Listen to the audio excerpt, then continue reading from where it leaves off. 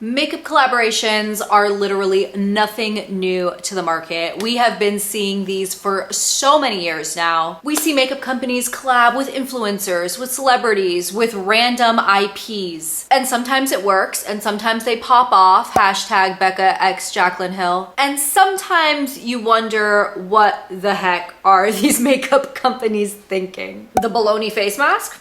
Can we all just have a moment for that? I understand why makeup companies love to collaborate with different IPs and different people, but sometimes you wonder, why did we do this? Who asked for this? Like, nobody wanted these weird collaborations. So we're gonna talk about them today. Grab a drink, grab a snack. We're gonna be talking about some of the latest makeup company collaborations, the hits, the misses. I will say not all of these are bad. In fact, I may or may not have purchased one of these, but they're all a little weird. They're all a little strange. They're all kind of like, who was the creative genius behind this that decided, yep, the makeup lovers need this?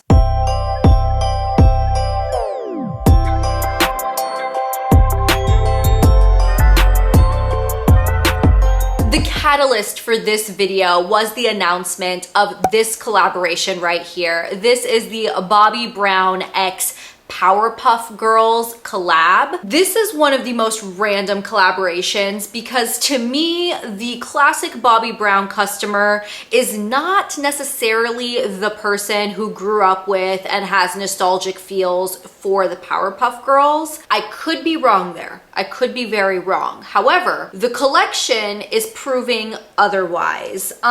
This looks like a typical Bobbi Brown makeup collection that they just threw the Powerpuff Girls pictures on. This eyeshadow palette here, I mean, very neutral, very basic, very Bobbi Brown aesthetic. I don't understand what makes this Powerpuff Girls besides throwing the Powerpuff Girls literally on the top. I don't get it. Even all the single shadows that have Buttercup on it. What are we doing here? This is coming with tender love and care from a true Powerpuff Girls lover. I grew up with the Powerpuff Girls. Me and two of my best friends that I grew up with called ourselves the Powerpuff Girls. We each had a Powerpuff Girl that we related to. I was Buttercup, no shocker there.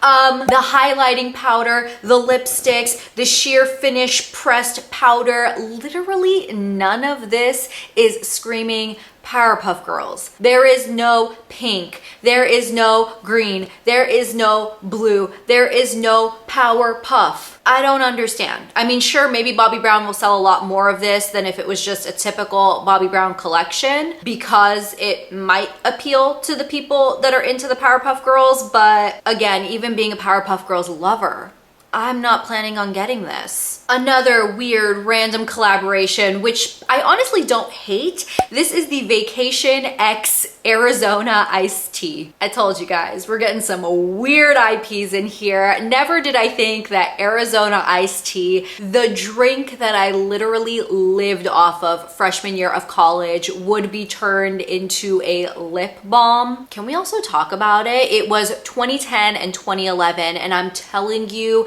the kids, the college kids lived off of Arizona iced tea. I would buy it in the gallon jugs, gallons of it. And that is exclusively the liquid I drank. I don't think I had a sip of water for a whole year.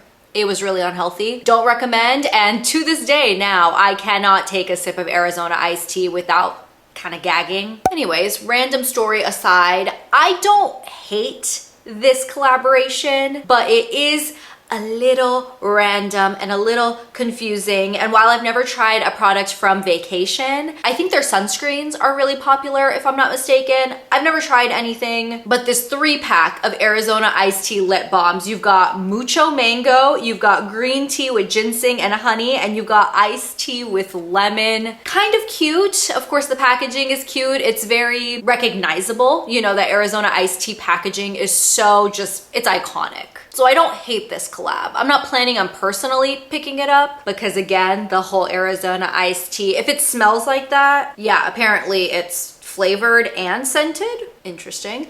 But yeah, no, my freshman year college self will not allow me to put an Arizona iced tea lip balm on without gagging. I don't have too much to say about this next one, but I do think it kind of came out of nowhere. It's the Charlotte Tilbury x Elton John collaboration. I don't know much about Elton John, but I do know a lot about Charlotte Tilbury and her range. I think they released 2 lipsticks in this collaboration, and it looks like a limited edition makeup bag. And part of the proceeds for this collection are going to the Elton John AIDS Foundation, which I think is awesome. I'm never gonna shit on a charity collaboration, you know, that's not my style, obviously. And again, I don't know too much about Elton John, but again, when I heard this collaboration was happening, I was kind of like, were Charlotte Tilbury customers asking for Elton John makeup? Especially right now, I feel like Charlotte Tilbury is really taking off on the TikTok,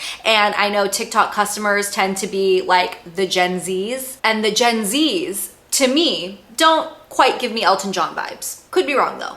Could be wrong. Maybe this is selling like hotcakes. I hope it is, because again, we love a charity collaboration. Apparently this next one has sold out multiple times. I don't know. You've got the OUAI and DedCool collaboration. I don't know anything about DedCool, but I assume that they are a clothing wash brand because they released a detergent, which is a laundry detergent, and dryer sheets in the Melrose Place scent from OUAI. While I know OUAI's scents are maybe some of their iconic known things, OUAI is a hair care brand. I mean, they started off by releasing hair care. They still do hair care as their primary focus. So to me, a hair care brand making laundry detergent and dryer sheets is very random. Again, I guess Melrose Place is kind of an iconic scent for them, but it makes more sense in my head for a true fragrance house to collaborate on laundry detergent and stuff like that. But for a hair care brand, a brand that specializes in product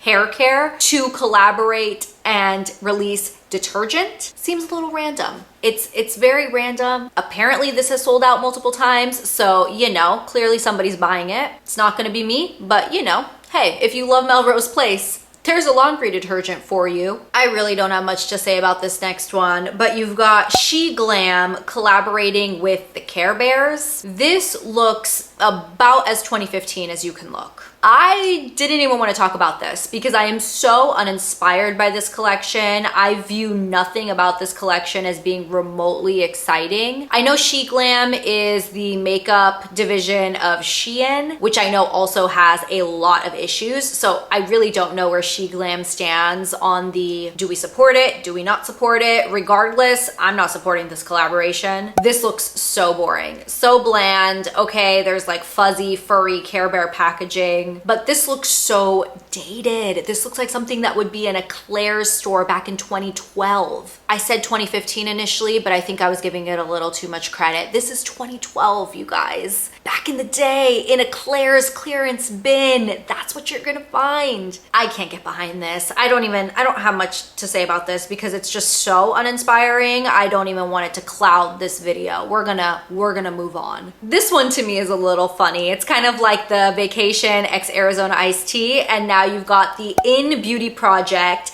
x Poppi sodas. So random, you guys. So the iNNBeauty Project, I've heard a lot of hype on their lip oils. I'm actually wearing one on my lips right now over a lip liner because I wanted to test the formula. This is a set of 2 soda-inspired lip oils. You've got raspberry rosé and cranberry fizz. I don't think I've ever tried the Poppi sodas, but I've definitely seen them before. They're very trendy. Similar to the Arizona iced tea collab, I don't totally hate this. It's a little funky, it's a little different, and I think for me, lip product and a drink kind of makes sense. Like, I don't hate the idea of lip products being scented or inspired by things like pumpkin spice lattes or apple cider or Dr. Pepper lip smackers. Hello, we all grew up with those. So I don't hate the drink and lip product collaborations. They feel a little bit more natural to me. Don't think I will buy it because I'm not really a super fan of either of these brands, but it is another weird random collaboration. Like, who wanted this? Who was hitting up the iNNBeauty Project DM saying, you guys need to collab with Poppi soda? Let's talk about the collaborations that I personally did participate in. I have no shame in doing so. I was very, very excited about these makeup collabs. You've got the Glamlite X classic slasher horror films collections. Glamlite went balls to the wall this past October. They released 3 huge horror inspired collections. I mean, they had huge IPs. We're talking Scream, we're talking Friday the 13th, and Nightmare on Elm Street. And for all 3 of those different IPs, they released full collections. It was pretty impressive, I will admit, because when it comes to makeup and the horror genre, you don't see a lot of overlap in stuff like that. You definitely don't see a lot of makeup with the Scream face on it or anything like that. You don't typically see like knife mirrors or blood dripping lip oils and stuff like that. Obviously that has a market. I am that market. So to me, this was extraordinarily cute. We know Glamlite has really, really good products. The quality tends to be really good. They really think through their designs, and their products are relatively affordable. But the one qualm with this is I think they may have underestimated how popular these collections were gonna be, or they just didn't prepare enough. Because I'm gonna be honest, if you have the stock in your warehouse,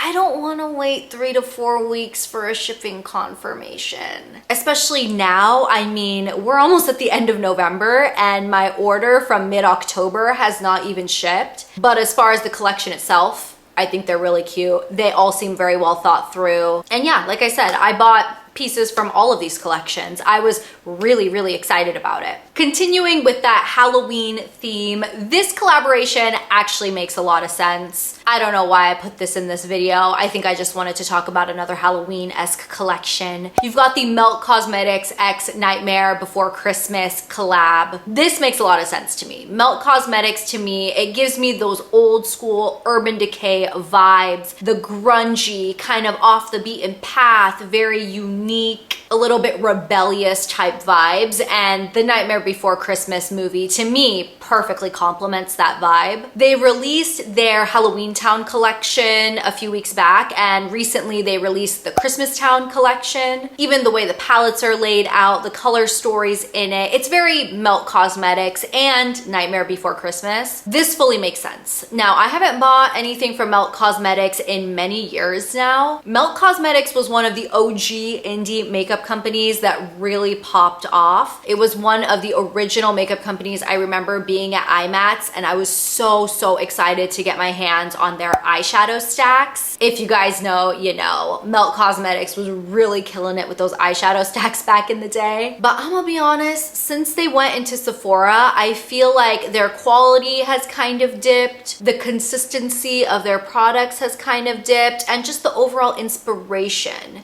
It's just fully not there for me anymore. But I do think this collaboration specifically is super cute. It makes sense, it looks cute, hopefully the quality is there. I don't know, I didn't purchase. This is another collab that I don't have too much to say, but this is the Essence x Emily in Paris collaboration. I did not watch Emily in Paris personally. I heard from many people that it's cute. It's one of those kind of time waste type shows, like if you just need something on to make you kind of cheery. Why do makeup companies collaborate with these big IPs and then release really boring products? Similar comments to the first Bobbi Brown x Powerpuff Girls collaboration. This is giving me that exact vibe. This could have been a regular Essence limited edition collection, and honestly, nobody would have looked twice at it. And I feel like they knew that, therefore they were like, let's throw Emily in Paris on it. Let's brand it in some semi-gimmicky way, so at least we can get some people to purchase this really boring collection. Nothing about this is exciting. Literally not a single product is exciting. If Essence went and took my IP and showed me this collection that they were gonna release, I'd revoke my IP really quick. And just the campaign photos, they're so freaking cheesy. We just threw a girl in a beret and threw our lip gloss on her and are trying to make this Emily in Paris. This is so cheesy. We're gonna finish off this video by kind of a funny one. This is the Cara Beauty X The Cookie Tin collaboration. This is somewhat of a joke because this isn't an official collaboration. This indie brand called Cara Beauty kind of did something a little different. They took the cookie tin that we all know and love, and every single one of our grandmothers or moms or somebody in our household has this cookie tin, and inside is a full sewing kit. I grew up with it, you grew up with it, we all know, we're all on the same page here. I don't know if back in the day they used to sell sewing kits in this cookie tin, but I don't know how everybody's parents decided this was the perfect sewing kit tin. But this makeup brand, Cara Beauty, took the cookie tin, and then inside are makeup products. It's an eyeshadow palette and it looks like a sewing kit. And I'm gonna be honest, it's kitschy and it's kind of cute. I'm not gonna buy it. I don't think this is a super useful item. If we're really breaking it down and looking at the actual products, I mean, it's just a bunch of random colors thrown together. But if you have that core memory from your childhood of opening up the cookie tin in your parents' room and seeing a full sewing kit in it,